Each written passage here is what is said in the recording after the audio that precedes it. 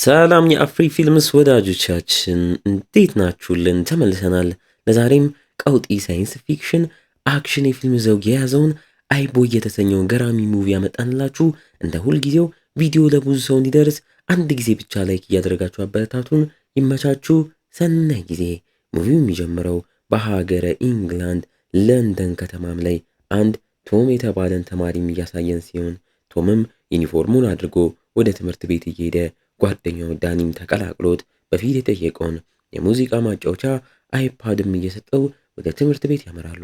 እኛም ቶም ትምህርት ላይ ብዙም እንደሆነ ትምህርት እንደማይወድ ሙሉ ትኩረቱ ትምህርት ቤትም ሲሆን ታዲያ ከድሮ ጀምሮ የሚወዳት የክላስ ተማሪው ሉሲም ላይ እንደሆነም እያየን ከክላስ በኋላ ራሷ ሉሲም ወደ እሱም መታ እያወራችሁ እሱም በውበቷ እየፈዘዘ ሳይንስ ላይ በተለይ ኬሚስትሪ ስለከበደኝ አስጠናኝም ብለው ዛሬ ማታ የሁለቱ ጓደኛ የሆነው ቻርሊ የተባለ ተማሪ መኖሪያ ቤት ላይ ለመገናኘት ቀጠሮም ይይዛሉ።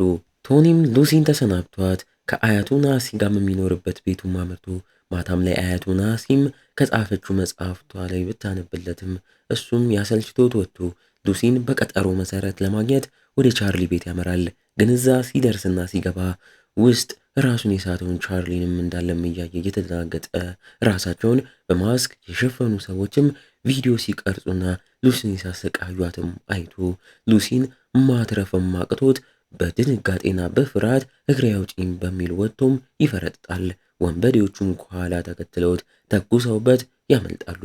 በቀጣይ ትዕይንቱ ከድፍን 10 ቀናትም በኋላ ቶምም ሲነቃ ራሱን ሆስፒታል እያገኘው ዶክተሮችም በጥይት ጭንቅላቱ አካባቢ እንደተመታና በጊዜውም ታዲያ ስልኩን ጭንቅላቱ አካባቢ ይዞት ስለነበረ ጥይቱ መጀመሪያ ስልክ ላይም አርፎ የስልክክ ጥቃቅን የውስጥ ኤሌክትሮኒክሶችም ወደ ጭንቅላቱ ቢገቡም እኛም ተአምር በሚመስል መልኩ አንተን ልናተርፍ ችለናል። ግን በቀጣይ ቀናት የሆነ የተለየ ነገር ሰውነትክ ላይ ካየክ በአፋጣኝ ነገረንም ይሉታል። ቶም ይህን ከሰማም በኋላ ስለሱ ግድ ሳይሰጠው ስለሚወዳት ሉሲም ጠይቆ አያቱ ናሲም ሉሲ ደህና እንደሆነችና እያገገመች እንዳለችም ነግረው ወደ ቤትም ይመለሳሉ። መንገዳቸው መሃል የታክሲ ሹፌሩም ቶምን አፍጥጦም እያየው ቶምን በዛ እየተበሳጨ የመኪናውን የኪሎ ሜትር መቁጠሪያም ስክሪንም ሲያየው አይኑ ላይ ከላይ ቁጥሮቹ ወጥተው በትንትን ብለውም እየታዩት አሁንም ራሱን ይስታል። መልሶ ሲነቃም የቤቱ አልጋ ላይ ራሱን ያገኘዋል። በቀጣይ ቀን አያቱ ናንሲም ቁስሉ እየተሻለው መሆኑን ካየች በኋላም ወጥቶ ሉሲን እንዲጠይቅም ፈቅዳለት ቶምም ሉሲ ቤትም አበባ ገዛዝቶም ይሄዳል። ታላቅ ወንድሙ አቤንም ፈቅዶለትም ገብቶም እየጠየቃት በጊዜው ላተርፍሽም ስላልቻልኩ ይቅርታ ቢላትም ሉሲ ግን ምንም ማድረግ አችልም ባዶ እጅክን ስለነበርክ እንኳን አመለጥክ ብትለውም ቶም ግን እሷን ባለማትረፉ አሁንም ራሱን ይወቅሳል።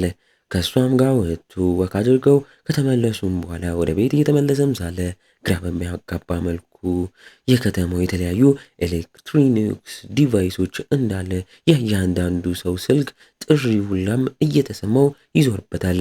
ጭንቅላቱም ሲሽከረከርበት ቤት በግድ በፍጥነትም ገብቶ የቤቱ ኤሌክትሮኒክስም ወጥቶ ወደ ውጪም ስክሪኑም በርቶም እየታየው አሁንም ታዲያ በዚህ ሁላ ሳቢያ ራሱን ይስታል።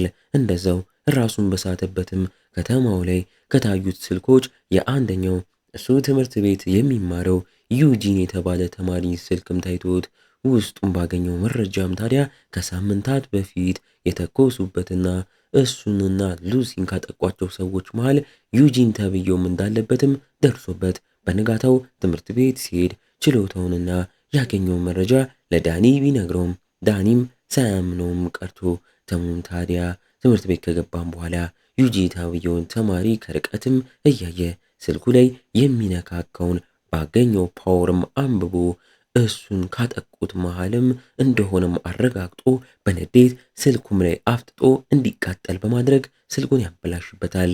ማታም ላይ ከዳኒ ጋር ወደ አንድ ፓርቲ ማመርተው ቶምም እዛው የተገኘው ዩጂን ሊጣላው ሞክሮ በዳኒ ገላጋይነትም ከቦታው በሰላም ይወጣሉ።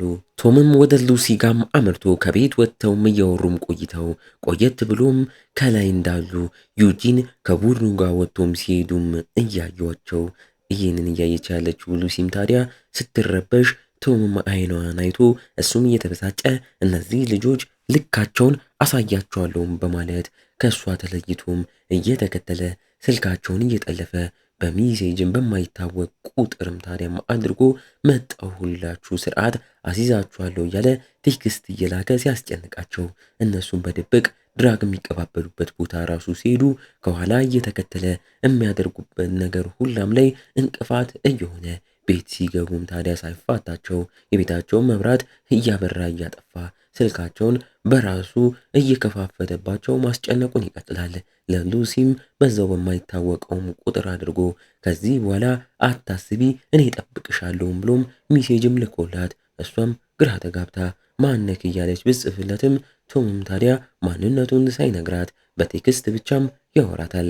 ትምህርት ቤት ላይ በቀጣዩ ቀን ስብሰባም ተጠርተው ሁሉም ተማሪዎች እዛ በተሰበሰቡበትም ሰዓት ታዲያ ቶምም የመሰብሰቢያውን አዳራሽ ስክሪን በአይኑ ብቻ ሀክ አድርጎ ገብቶ የዩጂን ጓደኛና የጋንጉ አባል የሆነው ካሽ የተባለውን ተማሪ ቤቱ የሰራውን አስነዋሪ ድርጊት በስክሪኑ እንዲታይበትም በማድረግ በሁሉም ተማሪም ያስቅበታል። ካሽም አንገቱን ደፍቶ አፍሮ በፍጥነት አዳራሹን ለቆም ይወጣል። ከቆይታም በኋላ ቶምም ሉሲ ቤትም አመርቶ በነበረም ሰዓት ሉሲም በዛ በማይታወቅ ቁጥር የሚያወራት ሰውን እያወራች አንተ ነህ ወይ ዛሬ አዳራሽ ውስጥ እንደዛ ያደረግከው?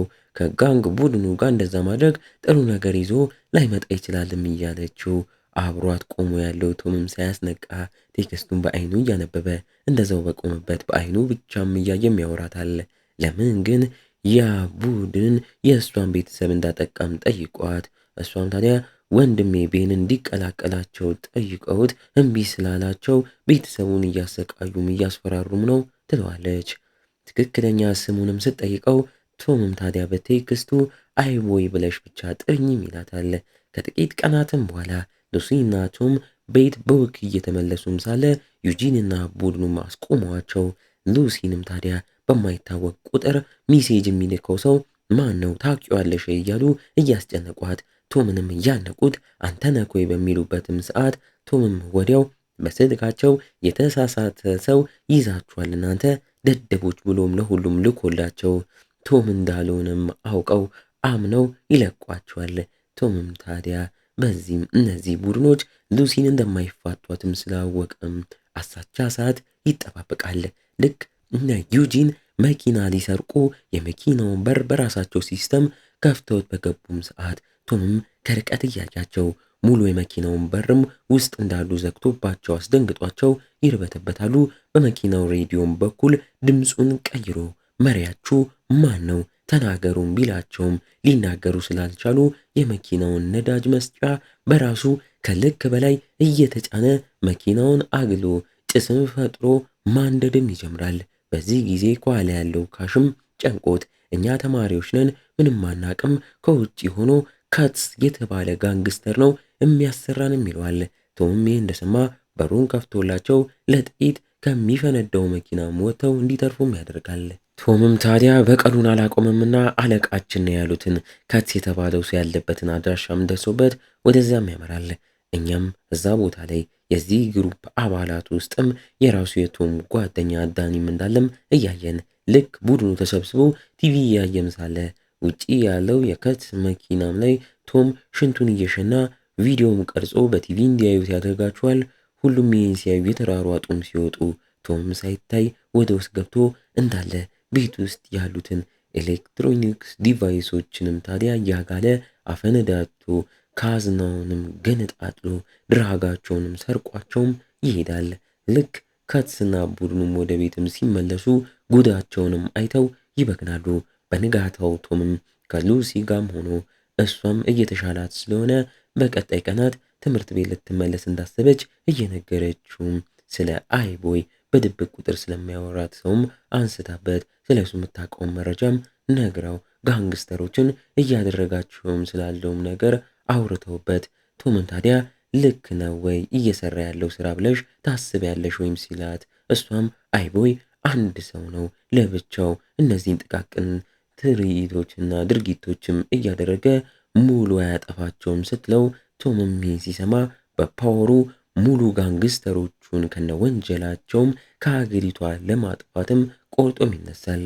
በለው በቀጣይ ቀን የእያንዳንዱ የጋንጉ አባላት ቤቱን ውስጥ ሳይታይ እዛው ድራግ እያስቀመጠባቸው ታዲያ ያስቀመጠበትን ቦታ ለፖሊስ ሪፖርት ያደርጋል። በዚህም ፖሊስ እየለቃቀመ የግሩፑን አባላትም ያስራል።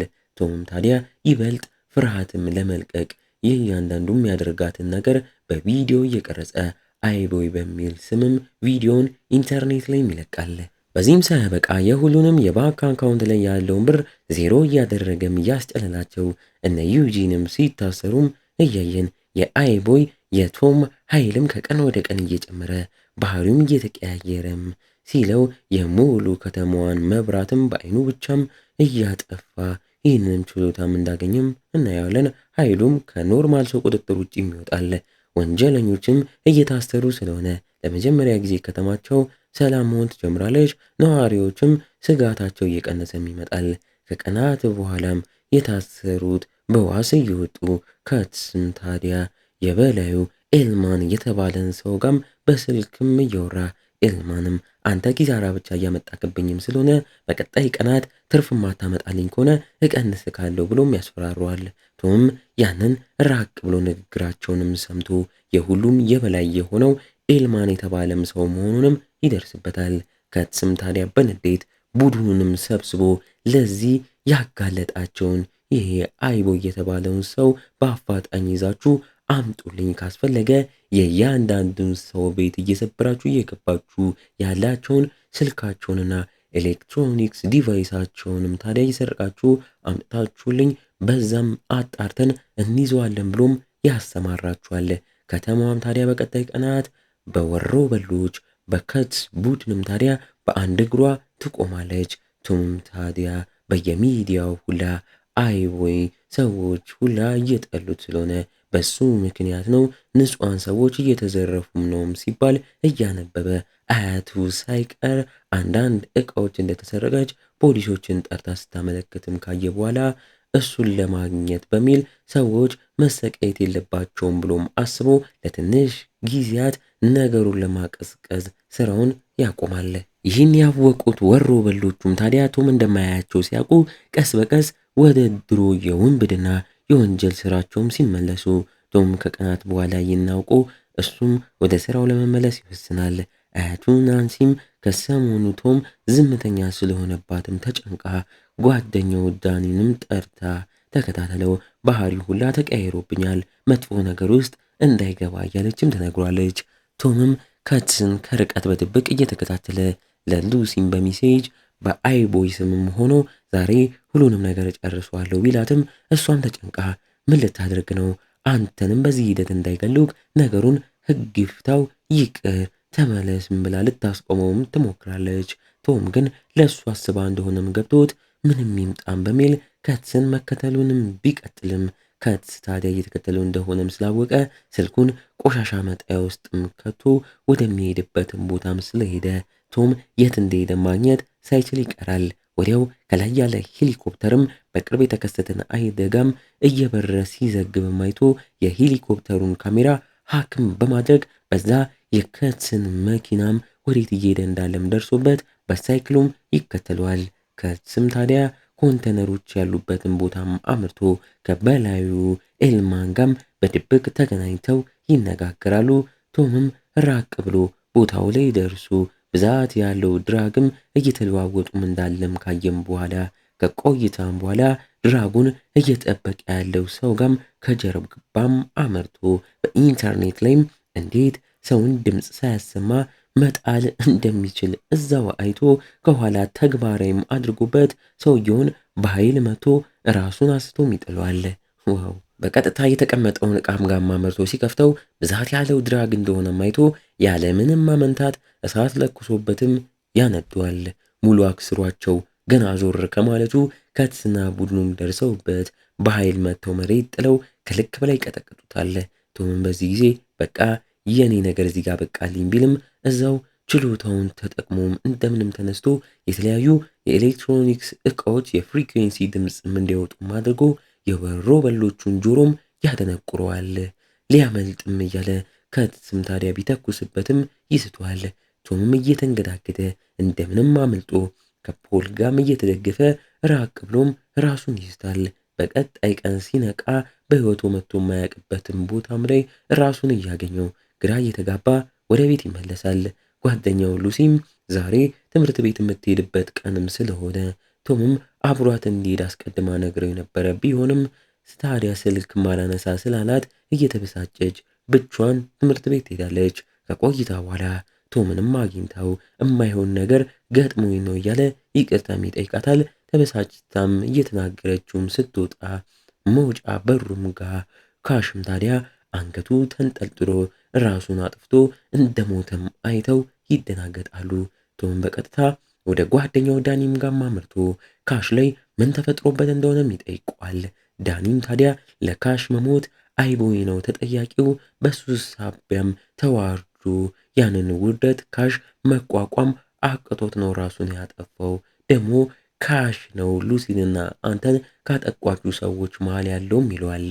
ይህን የሰማው ቶምም በሱ ሳቢያ አሁን ላይ ደግሞ ሰዎች ራሳቸውን እያጠፉም ስለሆነ በደንብ ሲያስበው ደግሞ ነገሩን እሱ እንደዚህ ፓወሩን ካገኘም በኋላ ብዙ ችግሮች በየጊዜው እየተፈጠሩም ስለሆነ ይህ ነገር በቃኝ ለኔ አይሆንም በማለት በቀጥታ ወደ አከመው ዶክተር ጋር አምርቶ ከጭንቅላቱ የገቡበትን የስልክ ክፍሎችም አውጡልኝ እያለም ይጠይቃል። ዶክተሩ ግን ሰርጀሪውን ማድረግ ከባድ ነው፣ የገቡትንም ለማውጣት አስቸጋሪና የማይታሰብ ነው ይለዋል። በዚህም ቶም እያዘነ ወደ ቤቱም ይመለሳል። በቀጣይ ቀን በተኛበት የቤታቸው በርም በኃይል ተንኳኩቶ ሊከፍተው በተነሳም ሰዓት ሽጉጥም ተደቅኖበት የነከት አለቃው ዋናው ኤልማን እዛ በተገኘበትም ይይዙታል። በለው አያትየውም ነቅተው ቶምን ሊያተርፉት ቢሉም ከትስም በኃይል ኋላ መጥቶ ራሷን አስተዋት ወደ ክፍሏም መልሰው ኤልማንም ለቶም ታዲያ ችሎታክን ሙሉ አውቄያለሁ፣ ምንም እኔ አላደርግክም፣ አልገልክም፣ ብቻ አንተ ለኔ መስራት ጀምርና የምፈልገውን ሁላ ላድርግልክ ቢለውም ቶምም ታዲያ ነገሩን አስቦበት ወዲያው እምቢም ይላል። እምቢ መባል የማይወደው ኤልማንም በንዴት በሰዎቹ መሬት ጥሎ እያስመታው እስኪ በችሎታክ የሉሲን ስልክ ተጠቅመክ ሉሲ አሁን የት እንዳለች ይለዋል። ቶም ያንን ሲያይ ሉሲም ታዲያ በነ ዩጂን ታግታ እንዳለች ይመለከታል። እነ ዩጂንም በኤልማን ስልጣን አድርገው ከታሰሩበት እንደተፈቱም እንረዳለን። ቶምም የሚሉትን ካላደረገ እንደሚገሏት እየተረዳ ኤልማንም እንዴት ስለ ቶም እንዳወቀበትም ያሳውቋል። ቶም ጓደኛዬ ብሎ የያዘው ዳኒ ለገንዘብ ብሎ እንዳቃጠረበት እያወቀ ኤልማንም ታዲያ ብር አውጥቶ ለብር ብሎ ያቃጠረው ዳኒን ገንዘቡን አፍ ውስጥ እየከተተ አንቋሾም እንዲወጣም ያደርጓል። በመቀጠልም ስልክ ቶም ፊት ለፊት እያስቀመጠ የከትን አካውንት ባዶ እንዳደረግከው አውቄያለሁ፣ ያንን ማድረግ ከቻልክ አሁን አካውንት ላይ ገንዘብ አስገባ፣ ካልሆነ ሉሲ ሟች ነችም ይለዋል። ቶምም አማራጭ ስላጣ ወዲያው ገንዘብ ወደ አካውንቱ ማስገባትም ይጀምራል። በተመሳሳይ ሳያስነቃም ታዲያ በሉሲ ስልክ አድርጎ እዛ ያሉበት ቦታ ላይ ፖሊሶች እንዲሄዱ ወደ ፖሊሶችም ለመደወል ይሞክራል። ሉሲም ለነ ዩጂን ታዲያ አብረን ነው እኮ ያደግነው፣ እንዴት ለገንዘብ ብላችሁ እንዴት አደርጉኛላችሁ እያለች ብትናገርም እነሱ ግን ቶም እምቢ ካለ ሊገሏት ይዘጋጃሉ። ልክ ፖሊሶችም እዛ ሲደርሱ ዩጂንም ሽጉጡን እየደበቀ ሉሲን ጥግ ላይ ይዘዋት አፏንም አፍነው ይደበቃሉ። የሉሲን ስልክንም ይሰባብሩታል። ፖሊሶችም ምንም ሲያጡ ሳይጠራጠሩ ቦታውን ለቀው ይመለሳሉ።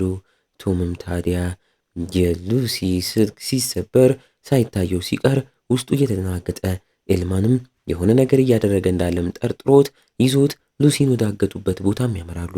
ሉሲም ታዲያ ወዲያው ሳትታይ ዩጂ የደበቀውን ሽጉጥ እጁ አስገብታ ደቀናባቸው ሁሉንም አንበርክካ እንደነሱ ጨካኝ ስላልሆነችም ሳትተኩስባቸው ቦታውን ለቃም እየወጣችም ሳለች ቶምን የያዘው ኤልማንና ቡድኑም ይደርሱባታል። ከኋላም ዩጂን ደርሶ እያነቃት የወሰደችበትን ሽጉጡንም ይቀበላታል።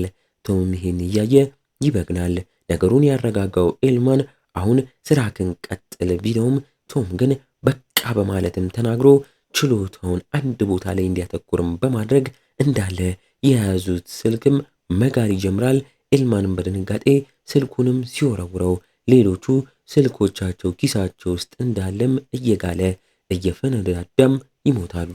በዚህ ግርግር የተዘናጋው ዩጂን ታዲያ ሉሲን አምልጣው አጥቅታው መልሳ ሽጉጡንም ስትቀበለው እንዲሁ በግርግሩ ኤልማንም ሮጦ ቢያመልጥም ቶምም ተከትሎት ይወጣል። ከኋላውም ታዲያ ኤልማን ጠብቆ በብረት እየመታ ሊጥለው ሞክሮ ቶምም እንደ በፊቱ ከፍተኛ የፍሪኬንሲ ድምፅ እያሰማ ኤልማንን ለመጣል ቢሞክርም ኤልማን በፍጥነት ተንደርድሮ በቴስታም ብሎ ራሱን አስቶት በብረቱም እየቀጠቀጠ ሊጨርሰው ሲቃረብ ሉሲ ዛደርሳም ታዲያ የማስጠንቀቂያ ተኩስ እየተኮሰች ልታስፈራራው እየሞከረች አልሆነም ብሎም ሲጠጋ ታዲያ እንደምንም ሽጉጡን ቢያስቸግራትም ተኩሳበት እጁ ላይ ብትመታውም ታዲያ ሂድ ብትለውም አሁንም አልሰማም በማለት በፍጥነት አጠገቧ ደርሶ በኃይል መቶም ይጥላታል። እየነቃ ያለው ቶምም ፍቅሩ ሉሲ ስትመታም አይቶ በንዴት ያለ የሌለ ኃይሉን ከውስጡም አውጥቶት በከፍተኛ ኤሌክትሪክ ኃይልም ታዲያ ኤልማንን አሽቀንጥሮ ጥሎ ከአንዳንድ ይገለዋል። ከፍተኛ ኃይልም ስላወጣ ተዳክሞ ራሱን ስቶም ይወድቃል። እንዲህ እያለን የዚህ ገራሚ ሙቪ ማገባደጃ ትዕይንቶች ላይ ተቃርበናል። ይህን ቻናል እንዲሁም ተከታታይ ሙቪ የምንለቅበት ይቻለም ፊልም ወዳጅ ቲዩብ ቻናሎቻችንም የኛ ናቸው። እየሄዳችሁ ሰብስክራይብ እያደረጋችሁ አበረታቱን። ይመቻችሁ። በስተመጨረሻም ትዕይንቶቹም ላይ በቀጣይ ቀንም ቶም ሲነቃ ራሱን ሆስፒታል ላይ የሚያገኘው ፊት ለፊቱም አያቱም ተቀምጣም እንዳለም እያየ እሷም ስለተረፈላ ፈጣሪዋን እየመሰገነች በደስታም ከሆስፒታልም ወጥተው ወደ ቤትም አምርተው አብረው ቤትም ምግብ ይመገባሉ። ሰፈር ላይም የቶም ጓደኛ ዳኒም ወደ ቶም አምርቶ ከልቡም ይቅርታም እየጠየቀው ከዚህ በኋላ ቆሻሻ ገንዘብ በቃኝ ይለዋል። ቶምም ታዲያ ቢናደድበትም ለመለወጥ ጊዜ ያስፈልጋልም እያለው ግን አሁን ላይ ይቅርታውን ይቀበለዋል። ለፍቅሩ ሉሲም ገራሚ ሮማንቲክ እራትም አንድ ሩፍቶፕ ላይ ማዘጋጅቶላት እሱን በደስታና በፍቅር ተመግበው ከተማቸውን ከላይ ሆነውም እያዩ የሀገሪቷን ትልቁን የጋንግ መሪ ወሮ በላ ለሁለትም ስላስወገዱ ደስታቸው እጥፍ ድርብም ይሆናል። ዋው! እና እንዴት ነው ፊልም ወዳጆች? አይቦይን ወደዳችሁት? ገራሚ ነው አይደለ? በቀጣይም እንደዚሁ አሪፍ ገራሚ አዳዲስ ሙቪዎች እዚህ ቻናል ላይ ስለምናመጣ እንዳያመልጣችሁ ሰብስክራይብ እያደረጋችሁ ጠብቁን። እስከዛው ግን እንደ ሁልጊዜው ቸር ቆዩልን።